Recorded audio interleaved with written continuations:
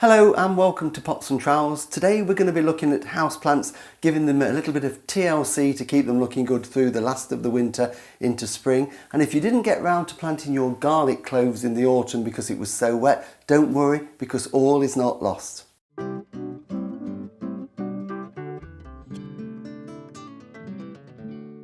Houseplants are really popular again at the moment. Lots and lots of people are growing foliage plants in the garden because they just improve the quality of the air in there and they look attractive as well, so it's good to grow them in the house.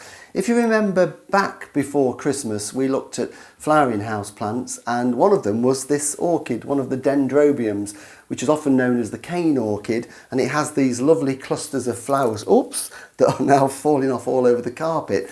These flowers have now finished, as you can see, are falling off in a minute now. Mrs. Fish will run in with the hoover. So at this point we can do something with this one. So what I'm going to do is just hold that on my knee and take it off the cane with these little clips. Terrible mess. And then what we need to do is, with a knife or a pair of secateurs, is to cut off this stem here. Seems a bit harsh and drastic to cut this off, but it won't flower again. So I'm just going to take my knife and just cut through that stem, which is quite tough. That'd have probably been better with secateurs. But there it is, gone.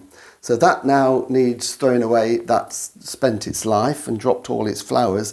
But what we have got in place of it is this new shoot that's already growing. So using the clips that were on the old one, I can just put those around there like that. That will hold that into place, and if we keep that watered and fed, then that will flower for us at the back end of this year, so it keeps going and going year after year. So don't throw them away when they've finished flowering. What we've got on the windowsill here is just a small collection of a few different foliage houseplants. So these aren't grown for flowers, they're just grown for their different shapes and colours of leaves on there. And I always think they work well if you group them together. It creates a little microclimate for them, and they need to be somewhere light. Now this is a lovely wide windowsill, so it lends itself. It doesn't get direct sun, so they're not going to scorch. It's double glazed, so they won't be frosted. So it's an ideal place to grow them.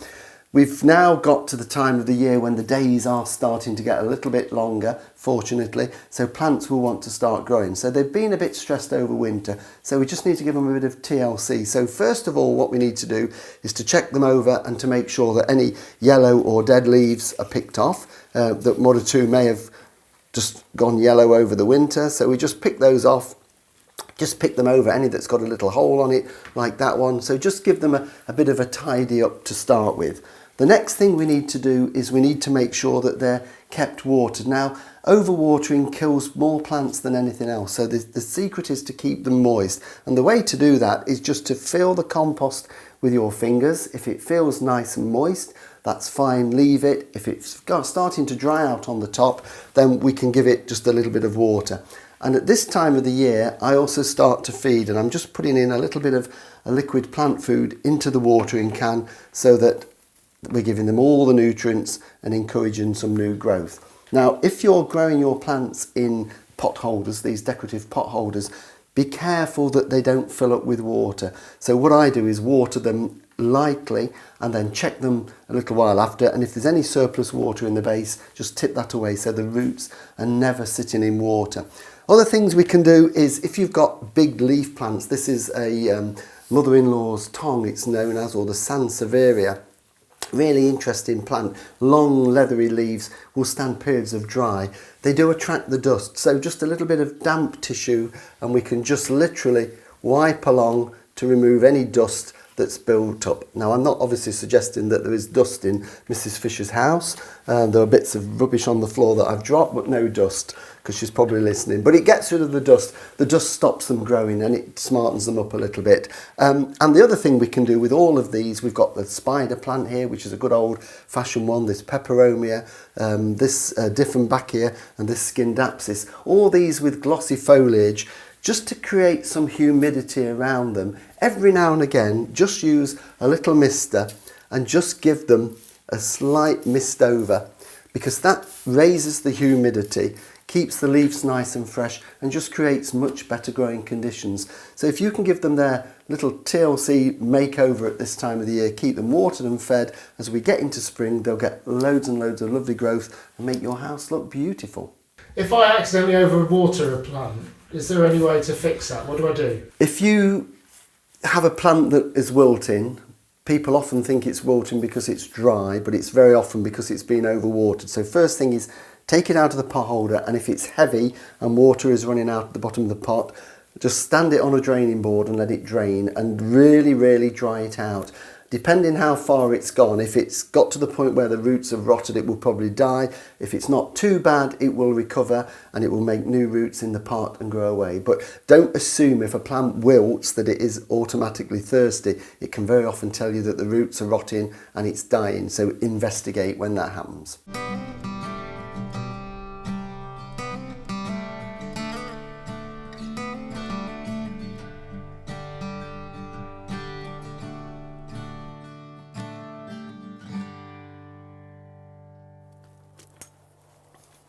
Now, if you remember back in November, we talked about planting garlic, which is a traditional time to plant it directly outside in the soil. It needs a period of cold weather. I got some in, but I didn't get it all in, I'm afraid. And we've had a really wet autumn and a very wet winter. Some places have had record wetness, in fact. So if your ground's been too wet to plant, don't worry, because all isn't lost. If you've still got your garlic, and I have a bulb of garlic here that didn't get planted, this is a variety called Solent White, which is a really good garden variety. We're only into January, so it's still time to do it, but it's too cold and wet to put it directly in the garden. So what I'm going to do is to put them into small pots to start with. So I'm just literally using these fibre pots, and the reason for that is, if I do it in ordinary pots, I find that when I knock them out to plant them out, I often disturb the roots, whereas with this, we can just plant the whole thing in the garden round about March time, and there would be no root disturbance at all. So I'm just using a compost in there. This is just a organic-y fibrous compost in there to get them started. And then here we've got our bulb, and I'm going to pull it apart, and we need to get rid of some of this papery outer coat. So we're just going to pull that off, and then that will reveal the individual cloves. And this has been kept in a garage, so it's been nice and cool, so it's not started to sprout. So as soon as we get it into some compost, the roots will grow. So normally from a bulb of this size, I'd expect between 10 and 12 individual cloves, and you just work your way around and gradually peel them off. I won't take them all off because Sean's arm will get tired holding the camera. So that is a really nice healthy garlic clove. So all I'm going to do is to make a hole with my finger, and I'm going to push it down into there and maybe just top it off with a little bit of compost. Are these any different to the garlic that we use in cooking that we might buy in a shop? Yeah, they are. I mean, they're all garlic, obviously, but they're grown specifically, obviously, for supermarkets.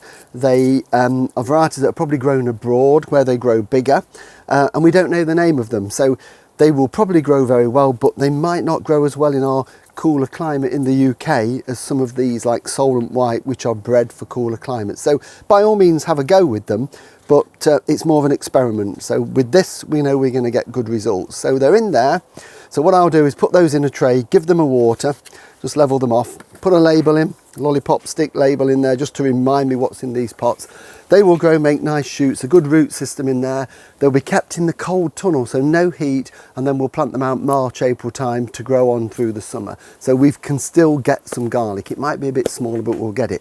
And finally, before we go, cast your mind back even further. I think it was August, September time, we planted some strawberry runners into pots. We put them into these hanging pots. These have been outside all winter in the cold and the wet. They don't look much, but down there is a nice crown of new growth. So what I'm going to do now, I brought them into the polytunnel, picked off any old leaves to get rid of them, and I'm just literally going to hang them in the polytunnel. Again, there's no heat in here. But what will happen is, as we start to get some sunnier days as we go into spring, it will warm up a little bit, start them into growth, and we'll get strawberries on these 2 weeks earlier than if we leave them outside. So it's worth bringing them in if you've got room. So there you go, strawberries, garlic, all ready for the coming season.